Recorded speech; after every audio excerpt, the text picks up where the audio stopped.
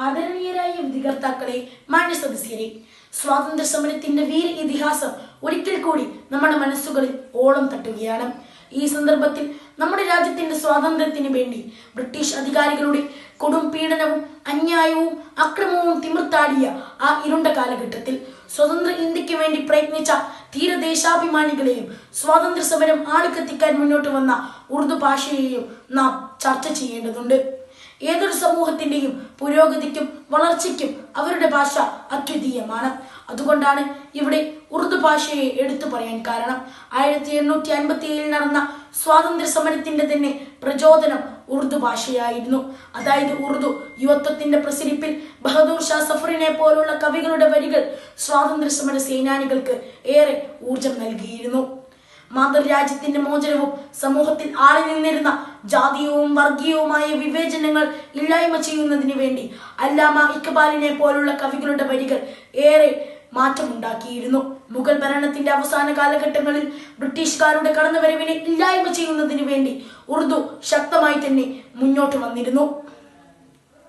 യഥാർത്ഥത്തിൽ ബ്രിട്ടീഷുകാരുടെ ലക്ഷ്യം കേവലം രാഷ്ട്രീയമായ അധിനിവേശം മാത്രമായിരുന്നില്ല. ഇന്ത്യയുടെ തനത് സംസ്കാരവും ജീവിത രീതിയും ഇല്ലായ്മ ചെയ്യാനും അവിടെ പാശ്ചാത്യ സംസ്കാരം കൊണ്ടുവരാനുമാണ് അവർ ശ്രമിച്ചുകൊണ്ടിരുന്നത്.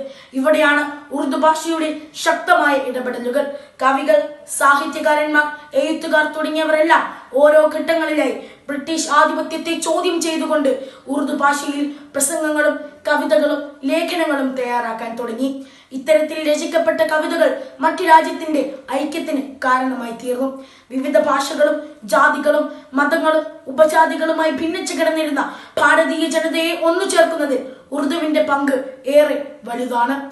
അല്ലാമ മുഹമ്മദ് ഇക്ബാൽ, സർ സയ്യിദ് അഹമ്മദ് ഖാൻ, മൗലാന അബ്ദുൽ കലാം ആസാദ് തുടങ്ങിയവരുടെ ആശയങ്ങളും കാഴ്ചപ്പാടുകളും അവർ സ്വാതന്ത്ര്യ സമര സേനാനികളുമായി പങ്കുവച്ചത് ഉറുദു ഭാഷയിലായിരുന്നു. മൗലാന ഹാലി, അസ്രത്ത് മൊഹാനി തുടങ്ങിയവരുടെ മൂർച്ചയേറിയ അക്ഷരങ്ങൾ മാതൃരാജ്യത്തിനു വേണ്ടി പോർക്കളത്തിൽ ഇറങ്ങാൻ ശക്തമായ ആയുധമായി തീർന്നു.